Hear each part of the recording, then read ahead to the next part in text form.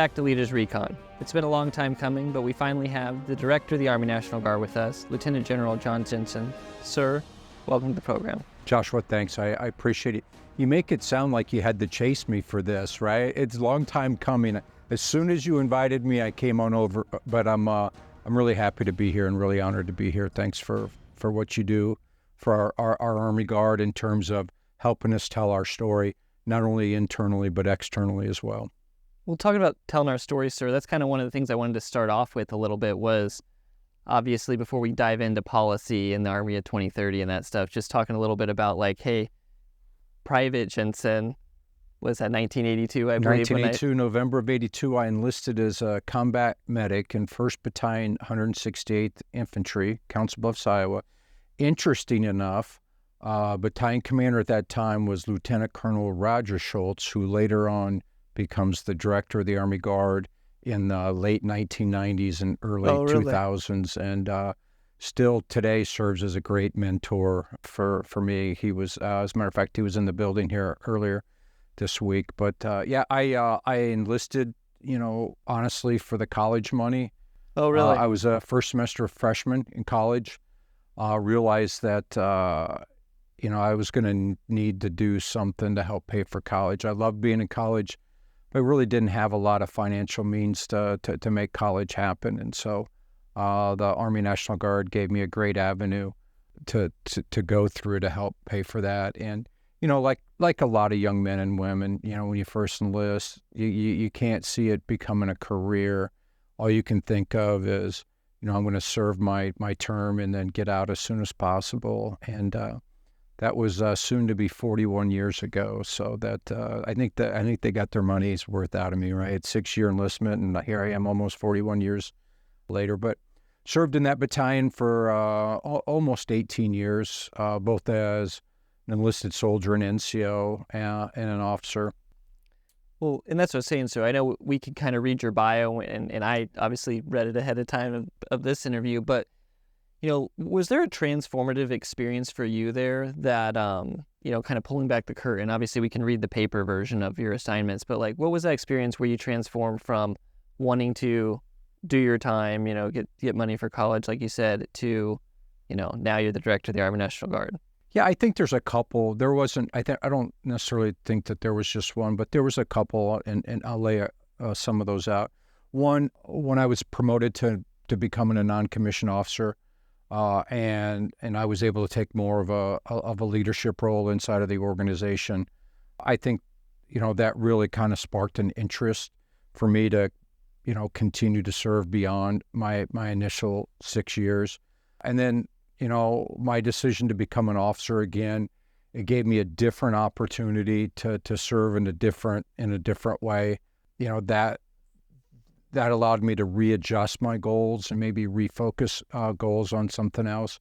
And then, I think really the path to becoming the director of the Army Guard really started my decision in 2001 to attend the School of Advanced Military Studies. Okay. Because that made a lot of other things possible. As a result of my attendance at SAMS, I had to go to a division headquarters, which forced me to go to Minnesota, where the 34th Infantry Division was.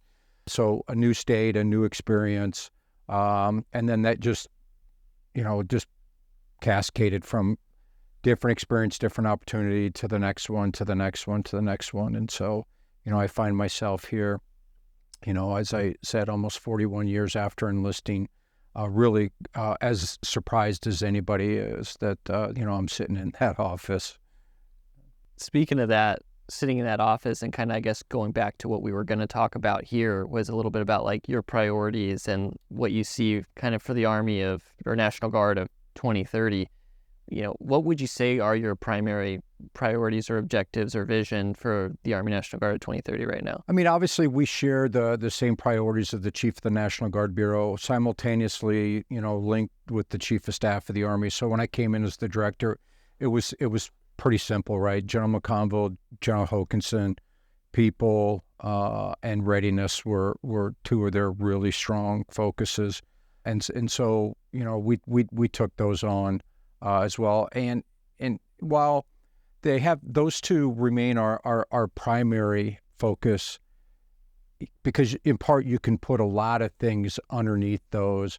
I would tell you that primarily what I really focus my efforts on every single day really is recruiting and end strength.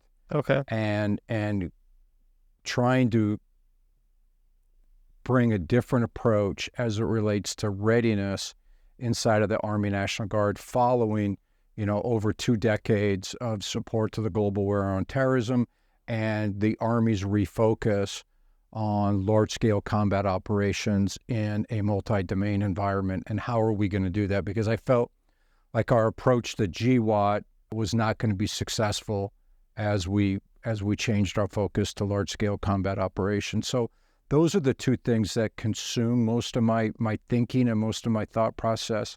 Obviously I do a lot more than that, but I would tell you that's where I'm currently focused as the director.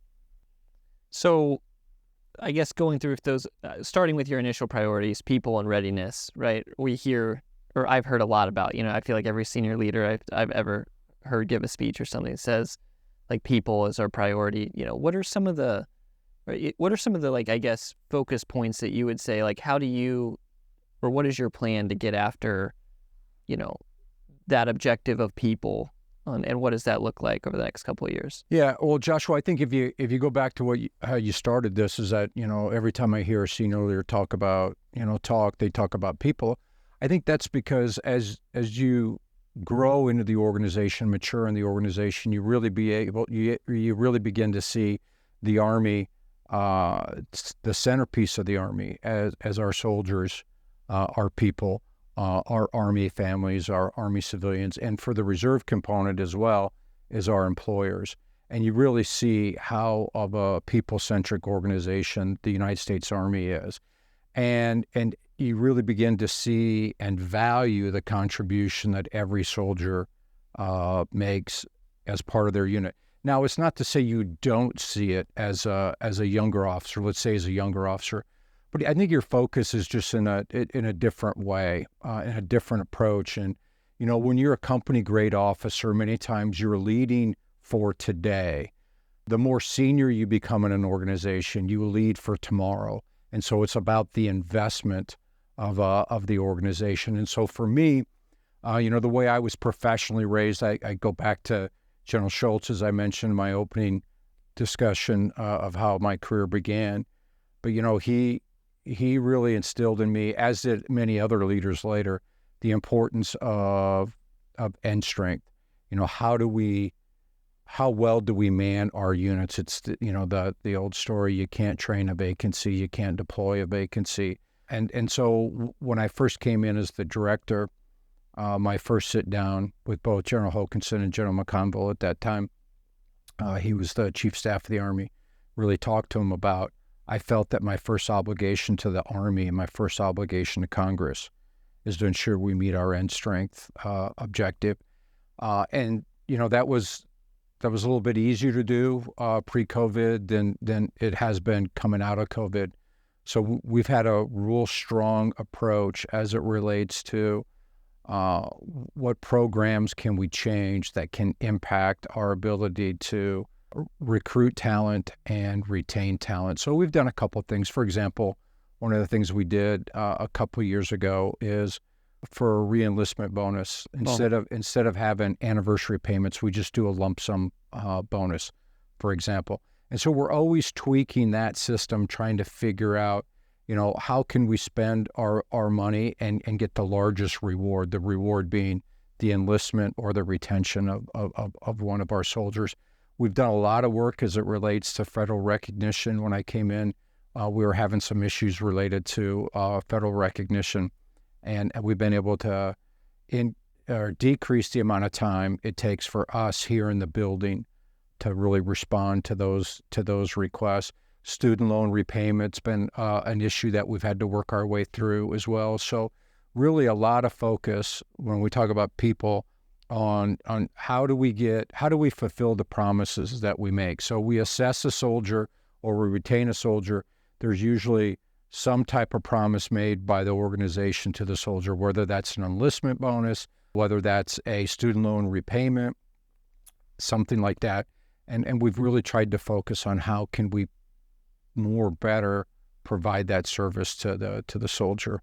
What would you say then, sir, is what would be your advice to leaders at all echelons, and like how they support that vision that you're getting after there with, basically fulfilling those promises to soldiers? And yeah, I think a lot of it is, number one is understand the programs that are out there. And I'll give you a great example. So today, Major General Dale Lyles, the Adjutant General of Indiana, Major General Tom Carden, the Adjutant General of Georgia, they chair and vice chair my recruiting and retention readiness advisory council. And one of the things that we were talking about was reenlistment bonus and the impact of a reenlistment bonus in the blended retirement system. And this concept, this idea of continuation pay.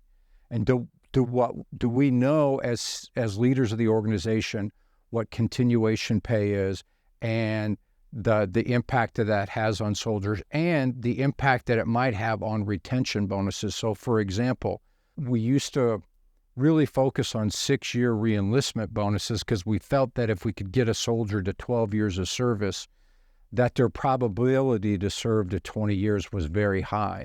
Well, with continuation pay, you don't really need to get the soldier necessarily to 12 years for them to make that decision. That decision very well comes earlier in their career, maybe at the 9-year mark. And so instead of trying to get the soldier to 12, maybe the key is how do we get them to 9 years? So that's just my example about you have to understand the programs that are out there. And those programs you don't understand, at least know who the people are inside of your organization, whether that's at the Joint Force Headquarters or your higher command, whoever that is. Who can I turn my soldier over to that will be able to answer their question? And I know that's really hard because our programs change year to year. Programs get added, they get deleted. But I think the most important thing is understand what services we have out there for soldiers. And that is just not incentives and benefits, but also, we've worked really hard on resiliency for quite some time. And that program has changed multiple times over the course of, let's just say, the last 10 years. So understanding what resources are available for our soldiers and for our families, I think, is really critical. And if a soldier or if a leader can understand that, and then also have what I think is really important, is have a view to the future. And that we want to invest into our soldier, because if we invest into our soldier, they have a higher probability to be there in the future. And so while what we're doing today is very important, down the road might be more important. So, we struggle with this a lot about, well, do I send my soldier to NCOES or do I send my soldier to NTC? Well, I will say NCOES over NTC every time, because that's an investment into that soldier. That's a direct investment into that soldier. There very well are going to be other opportunities for them to go to a CTC, but getting that soldier to NCOES at the right time sets them up for future success.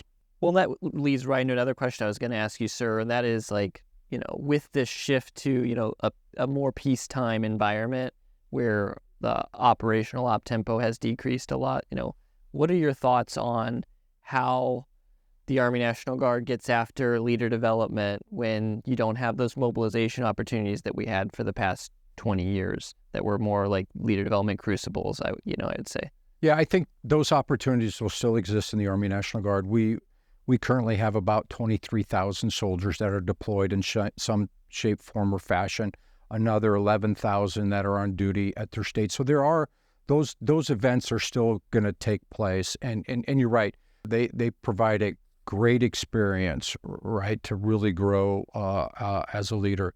But I think the other thing that we have to do is we have to take full advantage of the opportunities that exist out there. Let's just take our combat training center rotations, right? What I saw was we were sending brigades to Fort Johnson, Louisiana, and to Fort Irwin, California, at strength of 65%, 70%, 75%, and so an organization that goes at 75% strength, we're missing 25% of the opportunity. And quite frankly, even more than that, because when you think about, if I add 25% more soldiers, I can get actually after more things at a higher echelon. So there's even more things I could do. And so we've worked really hard to create this readiness partner concept where as we send in one brigade to a CTC, we're also simultaneously identifying units from outside of that brigade to come augment the brigade so that brigade can come at a much higher manning percentage. And when you do that, one, more soldiers get that opportunity. But again, through the synergy of full organizations, you're able to achieve a higher level of proficiency. So therefore, you get more opportunity to do more complex and harder things. And so I think one of the keys here, and that I'm asking all of our leaders to do, is identify where those opportunities are and take full advantage of those opportunities. So that kind of bleeds into, what you had talked about before as another priority being readiness. I was reading a little bit about this, like kind of generational readiness concept. What is that? Yeah, it's kind of this, as I mentioned, the way that we approached readiness during GWOT's got to be different than our approach now as we approach large-scale combat operations. And the example I use is a field artillery battalion that during GWOT gets a mission to be a security battalion. Now, this isn't to take away anything from any soldier that deployed to Iraq or Afghanistan or elsewhere during that time. I mean, I'm one of those soldiers, right? And so I'm not discounting our contribution. I'm not discounting the sacrifices that we made, and certainly not discounting the loss of life that we incurred as well. But our experience in GWOT was we could take a field artillery battalion and really somewhere between 60 to 75 days, turn them into a very proficient and a very successful security battalion.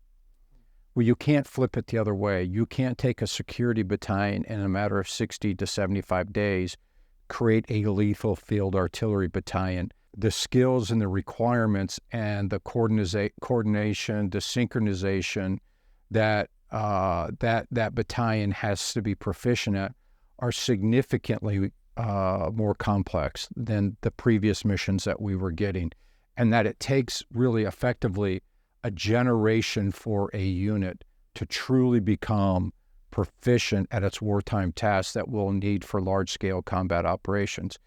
The modern battlefield is more lethal today than it ever has been, and Joshua, like you and like a lot of your listeners, when we look at what we're learning in Ukraine between the war between Ukraine and Russia, and we see that incredibly lethal battlefield, we can see what happens to untrained or minimally trained units on the battlefield. They can't survive. And so while we'll continue to deploy units and we'll continue to deploy units maybe in non-standard missions, that can't be our full focus, right? Our focus has to be on preparing for large-scale combat operations because of the complexity of those operations and the lethality associated with those operations. What would you say then would be your advice to leaders once again, like on how can they align their training plans focused around readiness to kind of match with this new readiness model? Yeah, so during GWOT, we had a very transactional approach to readiness. We'd create these ad hoc units for these non-standard missions. We would create temporary readiness. We would deploy it into theater. They would do their mission. They would come back. We'd break up, and we may or may not go back to our wartime tasks. Some units, they could see the patch chart, and they were literally like, well, we know in 4 years we're going to go back and we're going to do a similar mission. And so we really lost the focus and the discipline and the understanding about how my unit as part of a larger unit, as part of a larger operations contributes to that. So we can't lose focus that that's the primacy of our time and our development and of our leadership. Because, the nice thing about GWOT in the patch chart is, you could look out on the horizon and see when your unit was coming. and this was all kind of pre-planned, and you had the advantage of time. We very well aren't going to have the advantage of time the next time. So we need to get after this. And so when the Army made this change, all of us in the Army, shook our heads, said, right, we got it. We got this. But it's not quite that simple. I mean, you've really got to change our messaging. You got to change our focus. We got to change, how we approach things. Because during that time of GWAT, we lost a lot of knowledge and a lot of skills because we had to apply our effort and our energy in a different direction. Sure. And that was okay. That was okay for the time. But now that we're out of that, we've got to get back. And, General Garrett, when he was the FORSCOM commander, used to talk about mastering the fundamentals. And so, we got to master our fundamentals, but very quickly get through that phase of generational readiness where we have this institutional understanding of what those fundamentals are, how to train those fundamentals, and it just becomes habit in terms of how we approach that. We need to get through that phase of this very quickly, and then move into, okay, now we need to master fire and maneuver and things like that. Where do you see the focus being at the unit level, right? Like I'm just coming out of company command, right? Yeah. And so I think in my cycles, I focused up to like squad level proficiency on most of in the 2 years I was there because of where we were in our cycle. And, right. What would be your advice to units as they're looking at this generational readiness model and how they get after what their focused audience is and at what echelon are they trying to build proficiency? Well, doctrinally, we know this about the Army. You train one level down and you validate 2 levels down, right? So if you're a company commander, you really need to focus on, okay, how do I train my platoons and how do I validate my squads as part of that? And so, it's a fairly simple model. So if you're a company commander, right, you should have had some expectation that your battalion commander that was training you and that your brigade commander or whoever your brigade commander equivalent was validating your ability to be a company commander. So that part of the Army really hasn't changed at all. That's grounded, training management 101 from, the mid-90s when we really kind of developed that concept. And that's still alive and well. Now, what certainly has changed since, I was a young soldier during that time is, the enablers that we have, the enablers that may come join our unit, how we fit in with a higher headquarters, that very well has changed a little bit. But as it relates to what our work day to day as a leader is, it's to train 1 level down, validate 2 levels down. So shifting gears a little bit then, Okay. Talking about modernization. There's been lots of talk about modernization over the past several years. What does that look like for the Guard, of 2030? And, what are some of the biggest impacts that you think the Guard's going to see over the next few years? Well, what's it going to look like? I think if you go back to the last great modernization of the Army in the 1980s through the 1990s, into that first Gulf War, and then into the 2000s as well as that, modernization isn't a one-time effort. It's not one palm. It's not one FIDEP. It's a couple decades to get through this. So what it's going to look like is, as the active component or Compo 1 modernizes, the reserve component will modernize right along with it. Maybe not at the same speed that it does, but we'll be modernizing like units across the Army formation simultaneously. And I would think, depending on where you're at as a young soldier, let's say you were enlisted as a young soldier this month. I think what you're going to expect during your career is that you're going to have a couple different modernization touch points during your career. Let's define a career by 20 years. Okay. So in the next 20 years, you're going to have 4 or 5 modernization touch points during that career where you're going to see some type of modernization inside of your force. Now, depending on what kind of force you are, will depend on what kind that modernization is. However, modernization just isn't our equipment, right? So we're talking about new units and new capabilities. For example, I think the great one to think about is the multi-domain task force. Okay. You know, a completely different organization inside of the Army. What new capability is that going to bring? Or how about theater information advantage detachments, right? Different capability, different focus. We'll continue to have infantry units. We'll continue to have armor units, field artillery, special operations, aviation.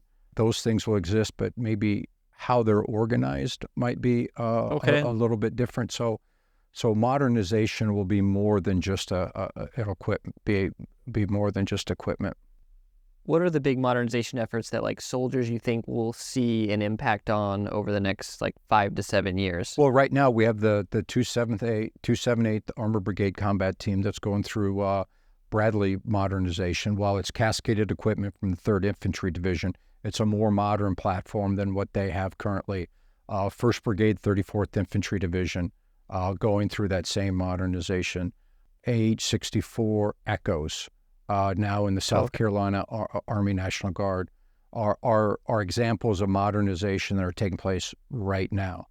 But if you go a little bit deeper, extended range artillery, ERK-A, we know it's going to come and replace some of our 155 self-propelled. For example, we have information electronic warfare companies that are coming to the organization. So those are just some things here in the next that are ongoing now into 5 years down the road. And how does this play into this term that I feel like I've been hearing more frequently, which is this integrated reserve? What does that mean, and how does that work within the total force construct? Well, as I came in the director, there was we're kind of as a transition point for the Army, and while we're still deploying in support of the global war on terrorism, it doesn't really have the same focus as it once did. And so there was this discussion amongst adjutants general that had taken place was, hey, what's going to happen to the Army National Guard? We had, pre 9/11, we were the strategic reserve, breakout in the case of World War III only, weren't really utilized by the Army. Post 9/11 became much more of an operational element of the Army. We're deployed all over the globe. 2005, we were more than 50% of the brigade combat teams in Iraq. And so really what the Army was asking us to do and how we were being used was completely different post 9/11 from pre 9/11. So the question became, well, if we're leaving Afghanistan, we're leaving Iraq, we're gonna leave these opportunities here. Are we going to return back to a strategic reserve? Now, this is important because of the budgetary aspects of both of those terms, right? Strategic reserve, the way that we understand that is less funding, less priority, less modernization. You're going to be put on the shelf. Operational reserve, more funding, more opportunities. And so while that discussion was happening, really what we came about was, hey, we really need a different term to really describe what the Army National Guard is and what it provides the Army. Part of this comes, again, from General McConville when he was Chief of Staff of the Army, said, well, really the Army National Guard is both. It's an operational reserve and it's a strategic reserve, depending on what unit you're in and depending on where that unit is in its unit life cycle. And I think that really kind of captured the way that we need to look at ourselves differently. We're not an operational reserve. We're not a strategic reserve. We're both, but can you be both? And so we were looking for a new term that better described our contribution to the Army, to our nation, and to our state. And it's integrated reserve is where we're at because we are both operational and a strategic reserve. And so when you look at that, so what do we mean by operational reserve? Okay, we're supporting operations throughout the globe. Operation Spartan Shield, for example. We're in Europe. We're Indo-PACOM. Strategic reserve. Well, what's that strategic reserve mean? Well, it's a couple components. It's the force generation or the institutional part of the Army that runs, for example, NCOES courses at our RTIs or Okay. Officer Candidate School or RTIs. But it's even deeper than that. It's our state partnership program and how those relationships can contribute really to a closer relationship between countries and the United States, and the impact that has, as it relates to deterrence. And then the third part of that, which we don't talk about a lot, but it's really kind of interwoven inside the operational reserve, is that, and truly to be an integrated reserve, we have to have interoperability with our Compo 1, Compo 3, our active component and Army Reserve. That's really important because, just say, for example, if the United States would go to war in Europe, my contention is the United States Army active component, while we'll fight as a coalition, a multinational and an alliance, the vast majority of soldiers that we'll fight with will be United States National Guard and Army Reserve, and that the first element of interoperability you have to have is inside the United States Army, and then to your sister services, and then to your allies and your partners. So we can't forget that part. And then so when we look at the whole enterprise, right? The example I like to give is, again, back to General McConville, had an Army National Guard officer who served in his legislative liaison office and routinely briefed the Chief of Staff of the Army. So effectively, we're at the highest level, United States Army. Meanwhile, we have NCOs that are down at the basic training company level, right, that are contributing to that. So as it relates to an echelon of the Army, we're serving at the highest echelon and the lowest echelon of the Army. You look across every combatant command, we're in every combatant command, and you look at every ongoing operation right now, there was at least an Army Guardsman there, if not an Army Guard unit there. And so it's this idea that, the total force, the total Army can't really accomplish its mission without a fully integrated reserve. How does that look? So, you mentioned the funding piece of it a little bit ago. As we go into this kind of, funding constraints that we've been talking about at the federal level here, what does that look like as an integrated reserve, part of the total force, with funding constraints related to the Guard? How do you see things changing over the next few years? Well, we're gonna benefit from that, but we're also gonna pay a bill for that. And this is what I mean. So here's a benefit, right? So the Army is allocating a larger percent of their budget to modernization, right? Because they fully understand the current operating environment, not only today, but as they look out into the future and really trying to design the force for 2040, and then put that force on the field. So we're gonna benefit from those modernization efforts as we just talked about. But the Army only gets a certain percentage of the budget every year, and so if we're going to put a larger percentage of the Army budget against modernization, there's got to be a cost to that. And so where does that money come from? The ability to balance our risk as it relates to readiness and as it relates to manning the force as we put forth modernization will be very important for all of us to pay attention to and understand why is it that we're making these decisions. I guess, piggybacking off of that, right, you had started with, you joined the Army National Guard for college way back in the day. Yeah. What is the recruiting outlook? You said that was what you spent a lot of your time on. What is the recruiting outlook like for the Guard right now? I know you kind of talked about this at the beginning, but what does that recruiting outlook look like? And then, what would your message be to how leaders in the state can help support that for the Army National Guard? Yeah, so I'll start with that. How can leaders support that? first off, they have to make strength a priority, right? It has to be our priority. So if you look at, let's just assume this: you have a fixed amount of resources. You're going to go in. You're going to establish your priorities. You're going to move your resources around to meet your priorities. Over the course of time, priorities can change a little bit. If you're still going to have a fixed budget, you have to move your resources around again. You just can't stand up and say, I need more resources. Absolutely, we understand that we need more resources. However, without more resources, what you have to do is make sure your resources are aligned to your priorities. And so that's what I'm asking everybody to do at the state level, is align our resources in accordance with what our priority is here.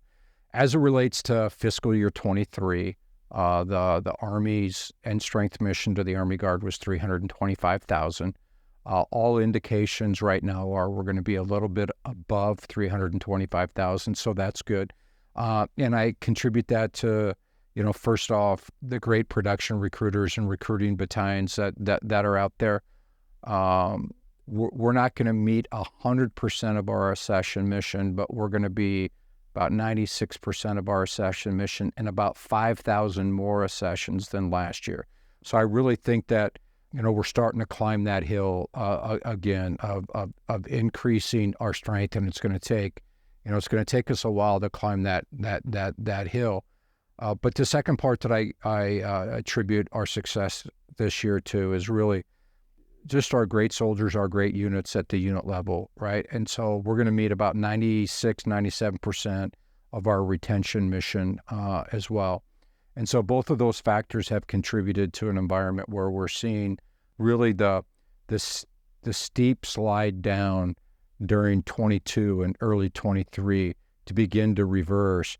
And now what we're going to see is that steady climb north. But there's two things that we have to do. First of all, we have to mission ourselves to success. Our enlistment mission this year, our accession mission this year, was 30,880. Quite frankly, that's not enough to sustain the Army Guard, and certainly not enough to grow the Army Guard.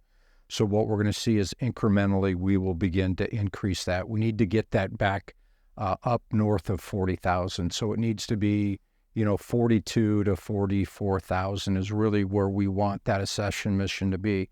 And then equally important, as we mission ourselves to success, we have to program ourselves to success with the resources.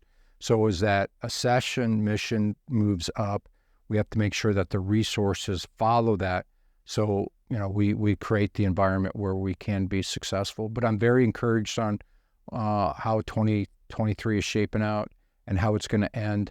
And so our next goal is going to be 326, because that's what the Army's assigned us for 24. And so we're going to very aggressively approach that. And I think, although still a challenging environment, I think what we'll see is we'll more easily meet the 326 mission next year than we met the 325 mission this year.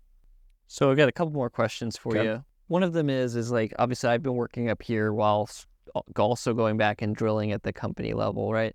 And you just hear grumblings a lot of times in the state on like, the people at the Guard Bureau don't understand like what we're going through, How do you get back after soliciting feedbacks from the state to inform your decision-making process? One, I'm cognizant of the old Army theory that says the most screwed up headquarters in the Army is the one above you and the one below you, right? So, you have to have that perspective is that, the people are either not going to understand or be unhappy with decisions. So you get that. So I think we have a really transparent decision-making process here in the Army National Guard, and one that allows our adjutants general input into the system. So it's a system, quite frankly, we inherited from Lieutenant General retired Tim Cadavy. He created this General Officer Advisory Council, Readiness Advisory Council system, and all I did was take it, modify it a little bit, and then tried to be really ruthless as it relates to the execution of that process. And so we have a series of Readiness Advisory Councils, or RACs, or what we call them. chaired and vice chaired by adjutants general. Almost in every case, there's just a couple of examples where that's not the case, that have other state members of that. And then out of the building, we support that and have members on that. And really, I've given those adjutants general and those rack chairs as much leeway to go in whatever direction they want to take those advisory councils as it relates to getting after our priorities of the organization. And then, as it relates to how then they provide feedback through all of our assistant deputy directors, our deputy director and myself. And ultimately, that leads to what we call the Director's Decision Forum every other Thursday, very transparent. We invite those rack chairs and other adjutants generals to sit in really on the meaty issues of the Army National Guard. And so, what problems are we trying to solve? What decisions are we making as it relates to solving those problems? And so I think it's a very open system. It's a very transparent system that really allows a lot of input from the states, because that's really what I felt that, being a previous adjutant general, is that all I wanted was input into the decision. The decision maker gets to make the decision, right? And all I want to be able to do is to be heard. Now, the Army Guard's a very complex organization, so not everybody's an expert on every subject and every topic. And so being able to have people kind of focus in certain areas as it relates to whatever their interests are or what their expertise is, really, I think, allows me to make better decisions. And what I have found so far is even when you make decisions that maybe people don't agree with, the fact that they know that they were able to provide input into it, they're more accepting of those decisions. Causes that buy-in a little bit. Well, my last question, sir, is if you had to go back and give yourself a piece of advice, 10, or I guess in your case, 20 years ago, what would it be and why? And did you have any messages you wanted to kind of share with the force directly? Yeah, so I would say if I could give myself two pieces of advice 20 years ago, one would be, it's all about the people and investing into our people, and that it's about, how can we better develop our people for the future. I was very fortunate. I had people that, took an interest in my career and helped develop me, so I was better prepared for the next step. And so the second piece of that would be, hey, look for opportunities to do something maybe a little bit different. There's no one path to success. No matter how you define success, there's not one path. And so you might have a mentor or somebody that you were like, hey, I want to be like them because, where they ultimately went, that's what I want to do. But understand you don't have to follow that exact same path that they did. So look for opportunities and go do unique things. There's any number of opportunities out there. And we just want people to take full advantage of that. And I would say, the thing I would tell our great service members and quite frankly their families as well, is that we really value, your contribution to the organization. We really value, I have a deep respect for our traditional guardsmen. It's so much more difficult to be a traditional guardsman today than it was 40 years ago when I enlisted. The demands that we have on you, the demands the Army has on you, and quite frankly, the demands our governors have on their state National Guard, significantly higher than they were in 40 years ago. And fully understanding that we're only able to serve and we're only able to have careers in the Army National Guard because of the love and support of our families and the support of our employers. And so, and Joshua, you're a great example that, I just really deeply value your contribution to the organization and the fact that you would go back and forth from here to Missouri to take, to ensure that you had that experience as a company commander, I think speaks a lot about you and a lot about what our modern guardsmen are willing to do. Well, thank you, sir. Thanks for coming on the program and thanks for taking the time. I appreciate all the advice and information that you shared here today. You bet. Absolutely. I appreciate it. Thanks, Joshua. If you would like more information on any of the topics discussed today, Please visit our social media pages in the links below, or search Leaders Recon on any of your favorite platforms.